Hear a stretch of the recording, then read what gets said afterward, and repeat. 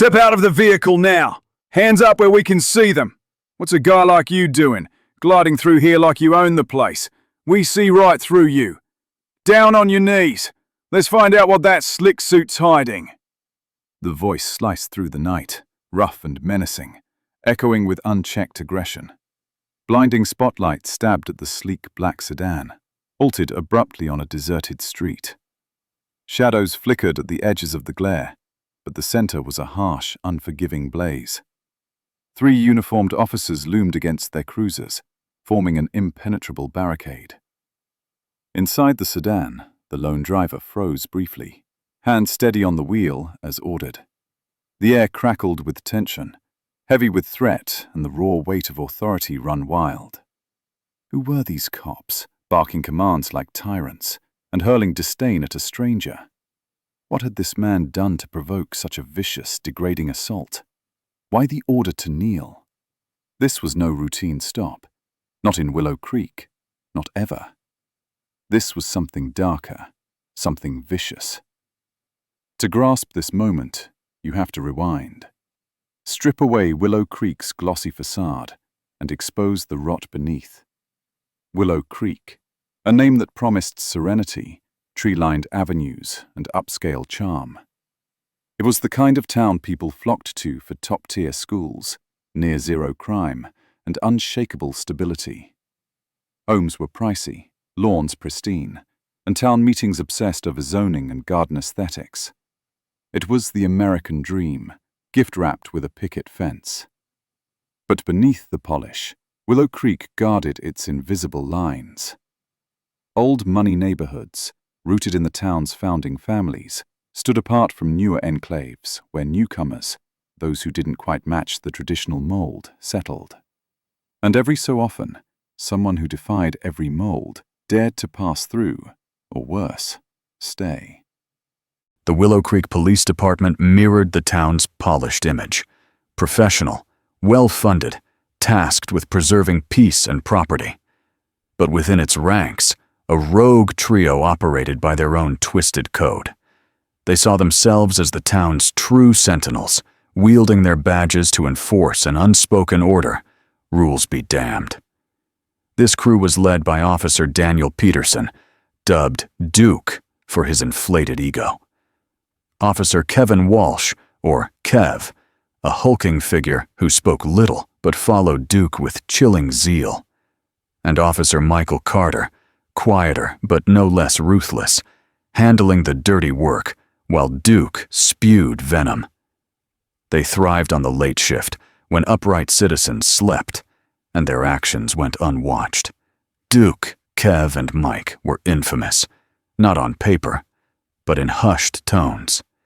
They were the ones you prayed wouldn't spot you if your taillight flickered in the wrong part of town, or if your car seemed too old, too new, or just out of place. They judged by skin color, car make, or clothing, profiling with reckless abandon. They didn't just stop people. They terrorized them, mocked them, and, when they thought they could get away with it, roughed them up or pinned petty crimes on them. Take Maria Sanchez's ordeal. A single mother grinding through 2 jobs, cleaning offices in a nearby city. She was driving home, bone-tired, her old minivan rattling slightly. Duke, Kev, and Mike zeroed in on her, pulling her over on a silent, tree-shrouded street where she didn't belong in their eyes.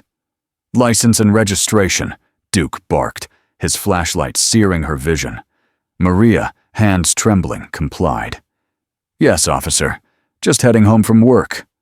"Work? At this hour?" Kev sneered, leaning against her van. "Is that a problem, officer?" Maria ventured, her voice tight with fear, but clinging to respect. "Depends what kind of work you're doing," Mike growled, circling the van with predatory slowness. Duke leaned closer. "You look exhausted, ma'am. Too tired to drive, maybe. Should we haul you downtown for a rest?" The threat was clear. Arrest on trumped-up charges. For 40 agonizing minutes, they grilled her about her job, her family, her citizenship, despite her U.S. birth, rifling through her glove box and purse as she sat powerless. They let her go with a vague warning about driver fatigue, leaving her trembling, her purse's contents strewn across the passenger seat. Then there were the teens by the library, after hours. A diverse group, Black, Hispanic, Asian, white, just kids in hoodies, chatting and scrolling phones. Duke, Kev, and Mike roared up, lights blazing. "Break it up! What's this loitering nonsense?" Duke's voice boomed over the cruiser's speaker. A brave girl, Aisha, stepped forward, voice shaky. "We're studying, officer. The library's closed, but we've got a test tomorrow." "Studying? Looks like trouble to me," Kev shot back, stepping out, arms crossed, radiating menace. "You don't live around here, do you?" Mike added, his gaze cold and dismissive. They demanded IDs. Despite no laws broken, they tore through backpacks, scattering books and notebooks on the pavement. They lied, claiming the park was closed, threatening trespassing citations if the kids returned after 9 p.m. Another lie. "Scram," Duke finished, kicking a fallen notebook. "Take your trouble elsewhere." The teens left, humiliated and furious, but powerless. These weren't one-offs. They were a pattern. Duke, Kev, and Mike fed off each other's cruelty, seeing themselves as an elite squad above the rules. They bragged about their conquests, slapping backs, mocking their targets, drunk on their power. Complaints rarely stuck. They crafted reports that twisted truth, painting their actions as justified. They covered for each other, an unbreakable front. The department, keen to protect Willow Creek's pristine image, buried complaints as misunderstandings. Emboldened, the trio grew reckless, certain their badges and the town's unspoken code made them invincible. That arrogance hung heavy the night they spotted the black sedan. It wasn't speeding or swerving. It followed every law. But it was sleek, expensive, and driven by a man who, in a fleeting streetlight glimpse, didn't fit their vision of a Willow Creek resident in that neighborhood. That was enough. They swooped in, cruisers boxing the sedan on the quiet street. Duke strode to the driver's side, Kev and Mike flanking the car in their signature intimidating triangle. Duke's flashlight wasn't for safety. It was a weapon, blinding the driver's eyes.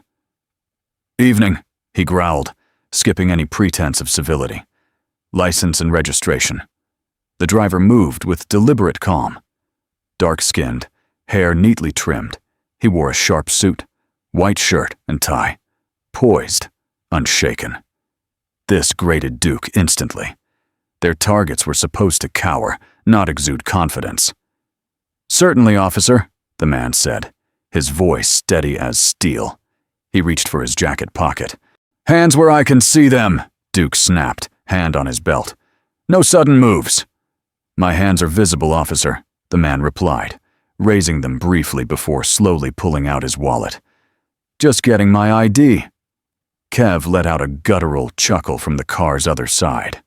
Mike loomed near the passenger door. The man's composure wasn't calming them. It was defiance in their eyes. Duke grabbed the wallet, holding it without looking. "So, what's your deal? Driving around here this late?" "This ain't your usual route." "I'm heading home," the man answered simply. "Home?" Duke scoffed, dripping scorn. "Where's that? You don't look like you belong here." "In Willow Creek," the man said, offering no more.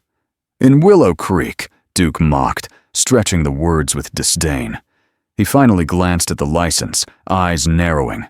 The address was in the town's upscale new district, but that didn't sway him. This man, his suit, his calm, it challenged Duke's worldview. "Well, Mr. Thompson, nice suit, fancy car, doing pretty well, huh?" The accusation was clear. "How'd you get all this?" "I work hard," Mr. Thompson replied, unflinching. "Work hard, huh?" Kev echoed, smirking. Duke tossed the wallet back, letting it clatter on the console. "Out of the car, Thompson. We're checking it out." No cause, no reason. Just raw power. Mr. Thompson paused, a flicker of hesitation. "Officer, I can't consent to a search without a warrant or probable cause." Duke's face twisted. This was the defiance he craved and despised. "You can't what?" he roared. "Don't tell me what you can do. I'm the law here. When I say get out, you get out. Understand?" "I hear you, officer, but I know my rights," Mr. Thompson said, his voice firm, unyielding. That calm rebellion pushed Duke over the edge. He leaned in, inches from the window, spitting venom. "Rights? You think you have rights here? Not when we say so. Get out now and hit your knees. That's how we deal with wise guys like you in Willow Creek. What's a slick like you doing, acting all innocent? We know your type, on your knees. Let's see what that suit's hiding." Kev and Mike closed in, their presence a wall of intimidation. Mr. Thompson saw the naked hostility, the intent to degrade, maybe worse. He knew arguing further could turn deadly. 3 against 1 in the dark, their word likely prevailing. He weighed his choices in the heavy silence, staring at their faces, twisted with malice and drunk on power. They expected him to break. Slowly, deliberately, Mr. Thompson opened his door. He stepped out, closing it softly, every move measured. He stood tall, unshaken, despite the officer's looming presence. When Duke barked, "On your knees!" Mr. Thompson complied, lowering himself to the asphalt, his fine suit grinding against the rough surface. He raised his hands, palms open, visible in the glaring lights. Duke, Kev, and Mike smirked, reveling in their triumph, the total domination of someone they deemed lesser. Duke towered over Mr. Thompson, a cruel grin spreading. Kev and Mike flanked him like enforcers, their menace palpable. "See?" Duke sneered. "Not so tough now, are you? Let's check you out." He reached toward Mr. Thompson, ready to rough him up or search him unlawfully. Kev edged closer, poised to pounce. Mike watched, smug. They were lost in their power trip, certain the night and their unity shielded them. They owned this street, this moment, this man's dignity, or so they thought. As Duke's hand neared, Mr. Thompson spoke, his voice cutting through their arrogance like a blade. "Gentlemen," he said, eyes steady despite the blinding lights, "I hope you realize this entire show is on record." Duke's hand froze. Kev's smirk died. Mike's smugness vanished, replaced by sharp alarm. On record? What did he mean? No witnesses, no cars, just them.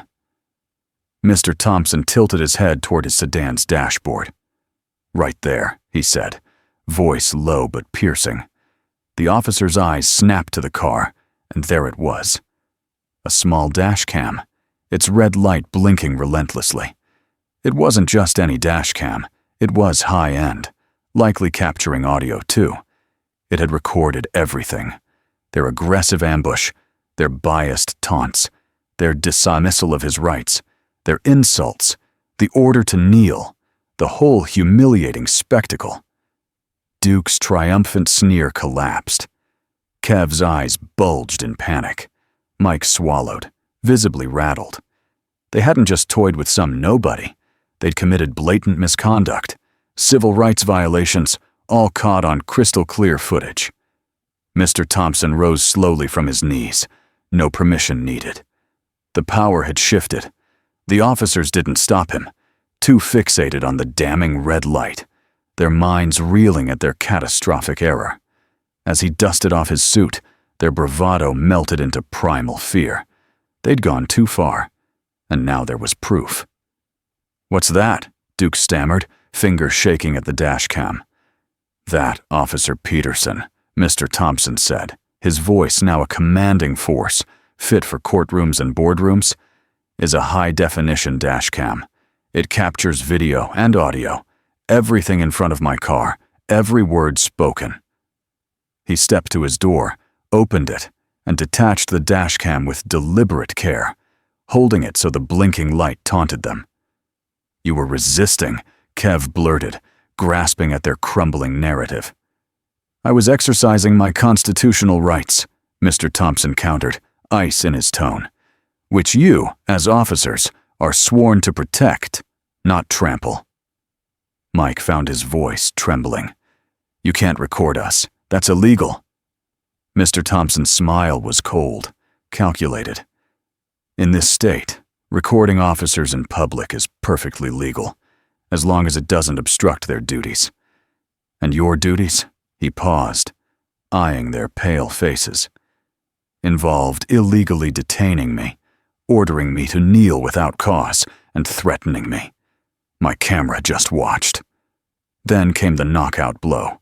Holding the dashcam in one hand, Mr. Thompson reached into his jacket, pulling out a business card. He didn't offer it, just held it up, letting the patrol lights illuminate the embossed text. "My name is James Thompson," he declared, voice ringing with authority. "I'm a managing partner at Carter & Thompson Law Firm, specializing in civil rights litigation." He let the words land like a gavel. Carter & Thompson was a powerhouse, feared for dismantling police misconduct cases. "And this," he tapped the dashcam, "is my evidence. You've just committed multiple civil rights violations, assault under color of law, official misconduct, and battery. All recorded. Your names, faces, badge numbers, crystal clear." Duke, Kev, and Mike stood petrified, faces etched with dread. They hadn't just targeted a random driver. They'd handed a top civil rights attorney an ironclad case against them and their department. The image of James Thompson on his knees moments ago fueled their terror. The humiliation they'd tried to inflict was nothing compared to the public and professional ruin barreling toward them. "Mr. Thompson, I didn't know," Duke stammered, voice cracking. "A mistake, a mix-up." "Agent Thompson, please, let's talk," Kev whined, his earlier bravado gone. James Thompson didn't waver.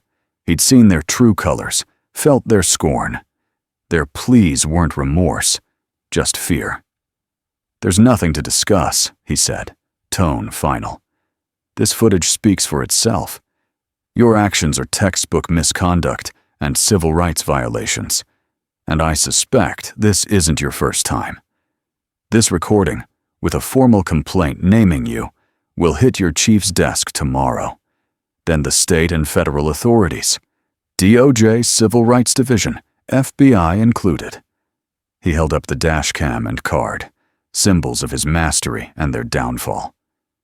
"You chose the wrong target tonight," he said, not gloating, but with grim certainty. "And you did it on camera." He dialed his phone, calm and methodical. "Officer Miller," he said, likely to the shift supervisor or chief, bypassing the trio. "James Thompson here.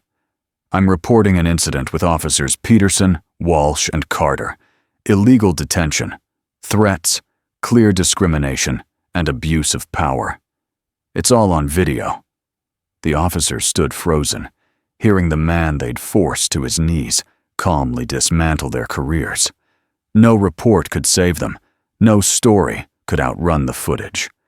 Their unity shattered, replaced by raw panic.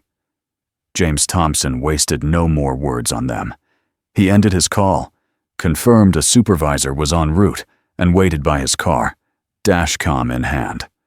Sergeant Evans arrived, weary but recognizing Mr. Thompson instantly. The scene spoke volumes. 3 shaken officers and a composed attorney clutching damning evidence.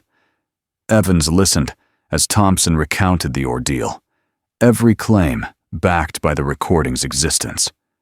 This couldn't be buried. A renowned attorney had caught 3 notorious officers in a blatant abuse of power. Evans ordered Peterson, Walsh, and Carter to surrender their weapons and badges, placing them on leave pending investigation. The trio complied, numb, their faces a mix of disbelief and dread. Their reign of intimidation was over. The fallout was brutal. The dashcam footage left no doubt. The baseless stop, hostile tone, dismissal of valid ID, degrading insults, the kneel order, all flagrant violations.